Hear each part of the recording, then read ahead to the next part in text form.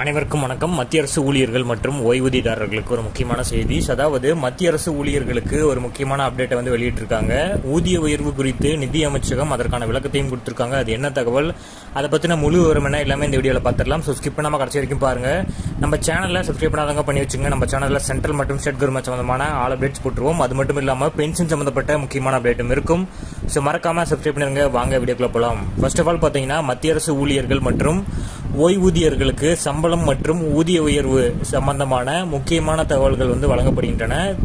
குறிப்பாக ஊதிய உயர்வுக்கான தகுதிகள் மற்றும் காலகட்டங்கள் தொடர்பான குழப்பங்களை தீர்க்கும் வகையில் அரசாங்கம் மக்களவையில் விளக்கம் வழங்கியுள்ளது.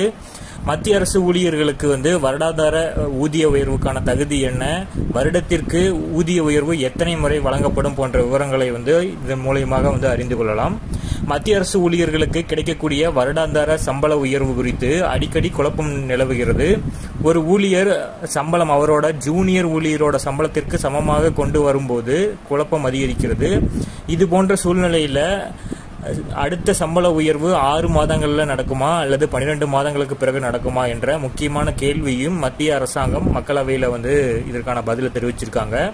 நாடாளுமன்ற உறுப்பினர் ஆனந்த் படோரியா மக்களவையில் மத்திய அரசாங்கத்திடம் இது குறித்த கேள்வி எழுப்பினார். ஸோ அதாவது ஒரு மூத்த ஊழியரோட சம்பளம் அவரோட ஜூனியர் சம்பளத்திற்கு சமமாக மாற்றப்படும் சந்தர்ப்பத்தில் விதி 2016 7/10 பார்த்தோம்னா அடுத்த வருடாந்திர சம்பள உயர்வு பெற 6 மாத சேவை போதுமானதாக அல்லது முந்தைய சம்பள உயர்வு தேதியிலிருந்து 1 வருட சேவை தேவையா என்ற கேள்வி எழுப்பியிருக்காரு. அதற்காக பதிலளிக்க பார்த்தீங்கன்னா பங்கஜ் சௌத்ரி அவர்கள் 7வது ஊதிய குழுவின் ஊதிய கட்டமைப்பில் அடுத்த ஊதிய உயர்வு தேதி என்பது திருத்தப்பட்ட மத்திய சிவில் சர்வீஸ் விதிகள் 2016 கீழ் விதி 10 நிர்வகிக்கப்படுகிறது என்று தெளிவுபடுத்தியிருக்காரு. ஸோ இணைப்பு 1 கொடுக்கப்பட்டுள்ள விதி 10 கீழ் மத்திய அரசு ஊழியர்கள் ஆண்டுக்கு ஒரு முறை மட்டுமே ஊதிய உயர்வு பெறுவார்கள்.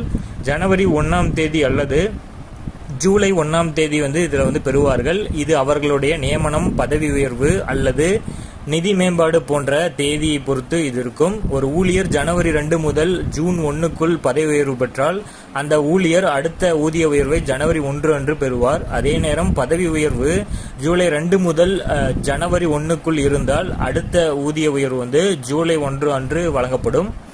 ஸோ அடுத்ததா 2 பே ஸ்கேல்கள் இணைக்கப்பட்டு சீனியரை விட ஜூனியருக்கு அதிகமான ஊதியம் வழங்கப்பட்டால் அந்த சூழ்நிலையில் சீனியரின் ஊதியம் ஜூனியரின் ஊதியத்திற்கு சமமாக வழங்கப்படும். மேலும் இந்த விதியின்படி அடுத்த ஊதிய உயர்வு வழங்கப்படும். இதற்கான அர்த்தம் என்னவென்றால் மூத்த ஊழியரின் சம்பளம் ஜூனியரோட சம்பளத்திற்கு சமமாக வழங்கப்பட்டாலும் 1 ஆண்டு நிறைவடையும் வரை அடுத்த சம்பளம் அந்த சம்பள உயர்வு வழங்கப்படாது மற்றும் 6 மாத சேவை போதுமானதாக கருதப்படாது. சமீபத்திய ஆண்டுகளில் பல ஊழியர் அமைப்புகளும் தனிப்பட்ட ஊழியர்களும் பதவி உயர்வுக்கு பிறகு அடுத்த சம்பள உயர்வு எப்போது வழங்கப்பட வேண்டும் என்ற பிரச்சனையை எழுப்பியுள்ளனர். இது குறித்த தெளிவு இல்லாததால் பல துறையில் குழப்பங்கள் ஏற்பட்டு வருகிறது. ஸோ தற்போது அளிக்கப்பட்டுள்ள இந்த பதில் இது தெளிவுபடுத்தியிருக்காங்க.